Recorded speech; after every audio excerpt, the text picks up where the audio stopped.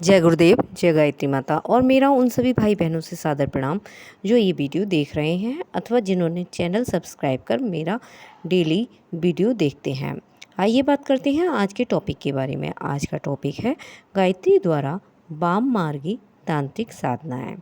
जी हाँ, गायत्री माता द्वारा वाम मार्गी तांत्रिक साधनाएं भी हो सकती हैं, लेकिन हमारे गुरुदेव ने उन साधनाओं के लिए मना किया है, क्योंकि तंत्र साधना करने का कोई मतलब नहीं है जब माता इतनी दयालु है कि आपका हर काम, आपकी हर पुकार, जैसे एक गाय का बछड़ा रमाता है और गाय चली आती है दूध पिलाने के लिए, इसी तरह से आप मन की भावनाओं से श्रद्धा रखते हुए गायत्री माता को पुकारेंगे तो आपका हर काम वो पूरा करेगी।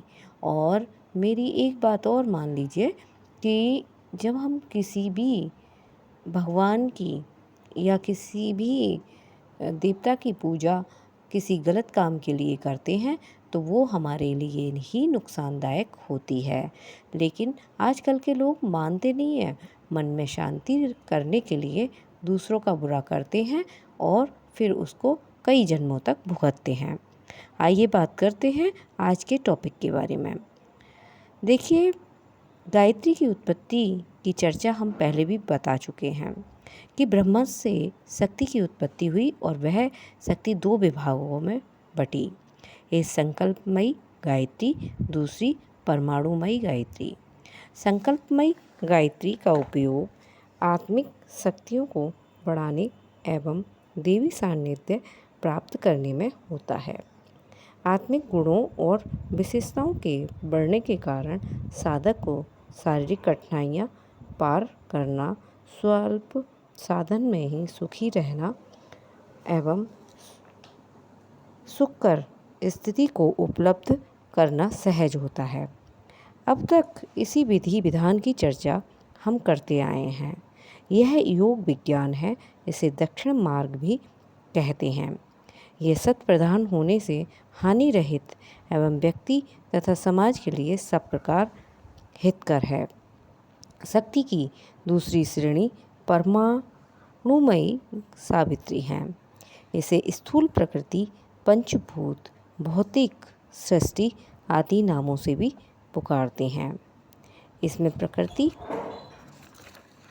परमाणुओं के आकर्षण विकर्षण से संसार में नाना प्रकार के पदार्थों की उत्पत्ति, वृद्धि और समाप्ति होती रहती है। इन परमाणुओं की स्वाभाविक साधारण क्रिया में हेरफेर करके अपने लिए अधिक उपयोगी बना लेने की क्रिया का नाम विज्ञान है। यह विज्ञान दो भागों में विभक्त है। एक वह जो यंत्रों द्वारा प्रकृति के परमाणुओं को अपने लिए उपयोगी बनाता है। रेल, तार, टेलीफोन, रेडियो, हवाई जहाज, टेलीविज़न, विद्युत शक्ति आदि अनेकों वैज्ञानिक यंत्र आविष्कृत हुए और होने वाले हैं। यह यंत्र विज्ञान है। दूसरा है तत्व विज्ञान, जिसमें यंत्रों के स्थान पर मानव अंतराल में रहने वाली विद्युत शक्ति को कुछ ऐसी विशेषता से संपन्न बनाया जाता है जिससे प्रकृति के सूक्ष्म परमाणु उसी स्थिति में परिणत हो जाते हैं जिसमें कि मनुष्य चाहता है। पदार्थों की रचना, परिवर्तन और विनाश का बड़ा भारी काम बिना किसी यंत्रों की सहायता के तंत्र विद्या द्वारा हो सकता है। विज्ञान के इस तंत्र भाग को सावित्री विद्या, तंत्र साधना, वाम मार्ग आदि नामों से पुकारते हैं। तंत्र विद्या एक स्वतंत्र विद्या है और गायत्री तंत्र के आधार पर कार्य की चर्चा करते हैं। हमें तंत्र के विज्ञान का थोड़ा बहुत परिचय कराना है। प्राचीन काल में भारत के विज्ञानाचार्य अनेक प्रयोजनों के लिए इसी मार्ग का अवलंबन करते थे।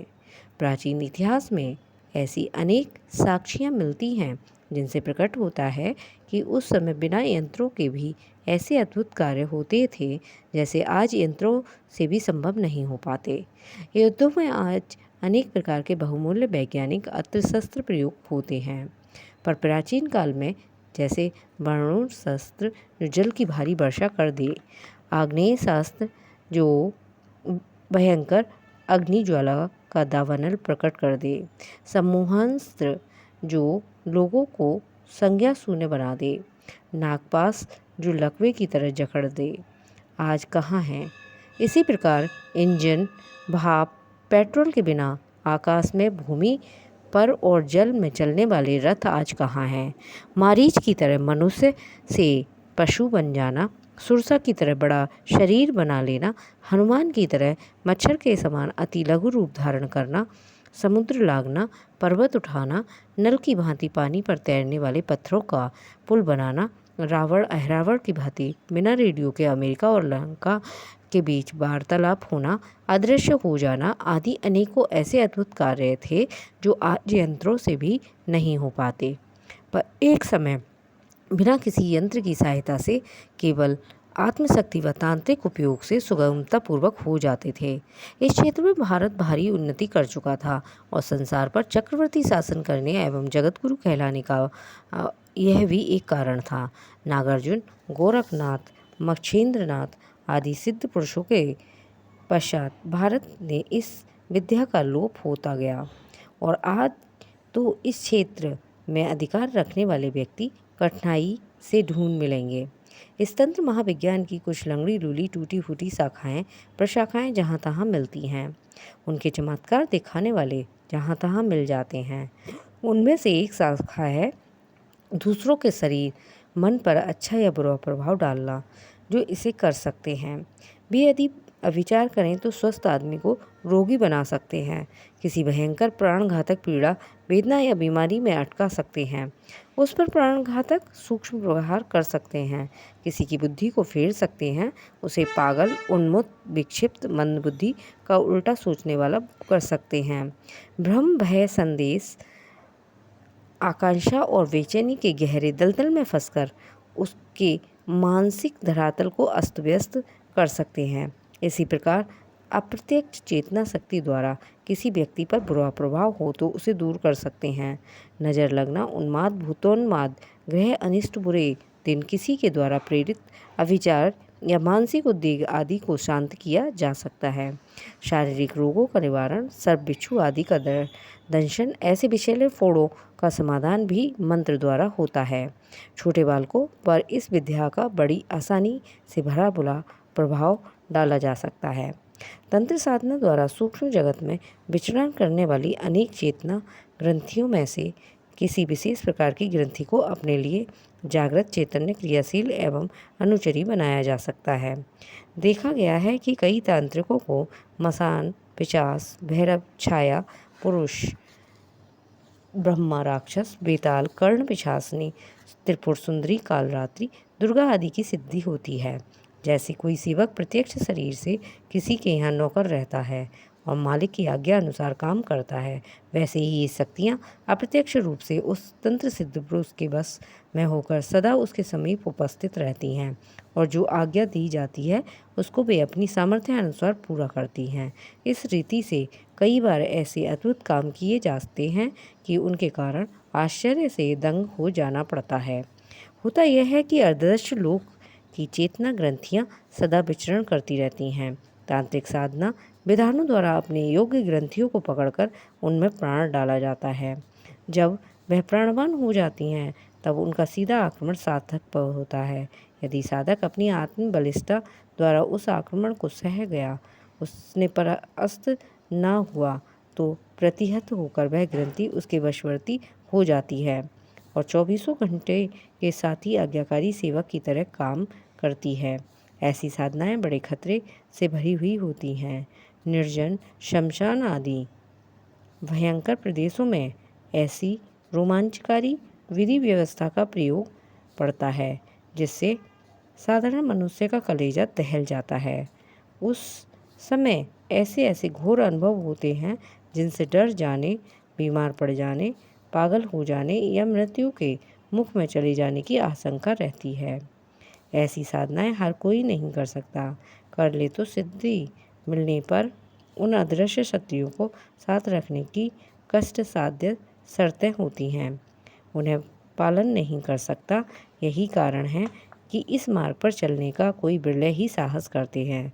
उनमें से कोई बिरले ही सफल होते हैं और जो सफल होते हैं उनमें से कोई बिरले ही अंतकाल तक उससे समुचित लाभ उठा पाते हैं। यहाँ तंत्र साधना की किन्हीं विधियों को बताने का हमारा कोई इरादा नहीं, क्योंकि उन गुप्त रहस्यों को जनसाधारण के लिए प्रकाशित कर देने का अर्थ बालकों के क्रीड़ा स्थल में बारूद बिखेर देना है, जिनमें वे बेचारे क्रीड़ा कौतुक करने के उपलक्ष्य में सर्वनाश का उपहार प्राप्त करें। ये परंपरा तो अधिकार और अधिकारी के आधार पर एक दूसरे को सिखाने की रही है। हमें स्वयं इस मार्ग पर प्राणघातक खतरे में होकर गुजरने का करुणा अनुभव है। फिर भोले भाले पाठकों को कोई खतरा उपस्थित कर देने के लिए उस विधि को लिख मारने या बताने की भूल हम कैसे कर सकते हैं। इन पंक्तियों में तो हमारा इरादा केवल ये बताने का है कि प्रकृति की परमाणुमयी शक्ति पर भी आत्मिक विद्युत द्वारा भूतकाल में अधिकार प्राप्त किया जा चुका था और आगे भी प्राप्त किया जा सकता है। यह ठीक है कि आज ऐसे व्यक्ति दिखाई नहीं पड़ते जो प्रत्यक्ष रूप से ये प्रमाण दे सके कि किस प्रकार अमुक यंत्र का काम अंदर की बिजली से अमुक प्रकार हो सकता है। ये विद्या विगत 2000 वर्षों से धीरे धीरे विलुप्त होती चली गई है और अब तो इस विद्या के ज्ञाता ढूंढे नहीं मिलते। वैसे तो वैज्ञानिक यंत्रों के अनेक आविष्कारों के कारण उतनी आवश्यकता आज नहीं रही, फिर भी उस महाविद्या का प्रकाश तो जारी रहना ही चाहिए। यह आज के तांत्रिकों का कर्तव्य है कि इस लुप्त या प्राय सावित्री विद्या को अखत परिमर्श द्वारा पुनर्जीवित करके भारतीय विज्ञान की महत्ता संसार के सामने प्रतिष्ठित करें। आज के तांत्रिक जितना कर लेते हैं, यद्यपि ये भी कम महत्वपूर्ण और आश्चर्यजनक नहीं है।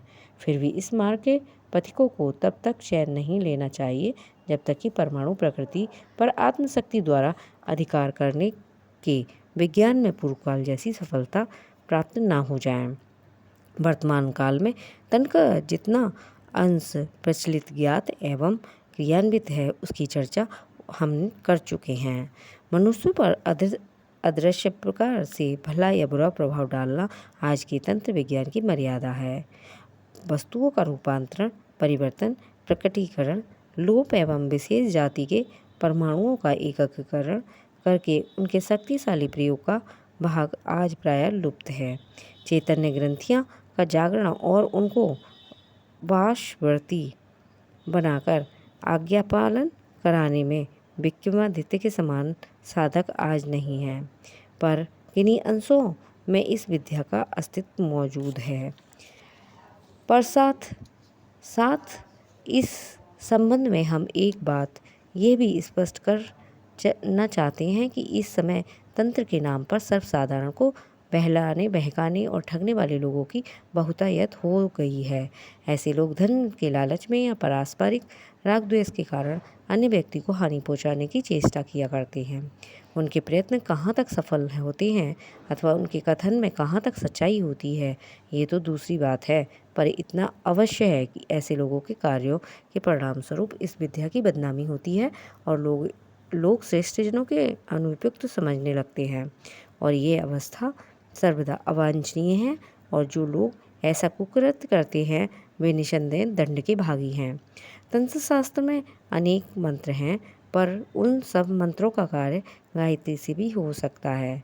गायत्री की संकल्प शक्ति की साधना इस पुस्तक में, इस वीडियो में सविस्तार लिखी जा चुकी है, पढ़ी जा चुकी है, बताई जा चुकी है, क्योंकि वह सर्व हितकारी, सुलभ और सर्वमंगल है। परमाणुमय तंत्र प्रधान वाममार्गी सावित्री विद्या का विषय गोपनीय है। इसका परिचय मात्र इन पंक्तियों में कर दिया गया है। इस संबंध में गुप्त बातों का प्रकाश डालना और तत्व संबंधी साधनाएं प्रकाशित करना जनसाधारण के लिए हित में अनुयुक्त है। इसलिए इस वीडियो को अधिक न बढ़ाकर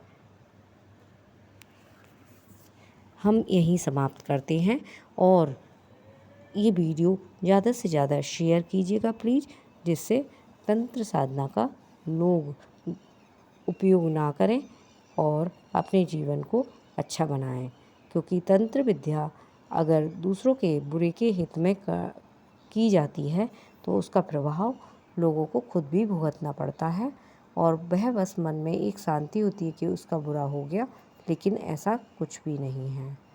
जय गुरुदेव, जय गायत्री माता।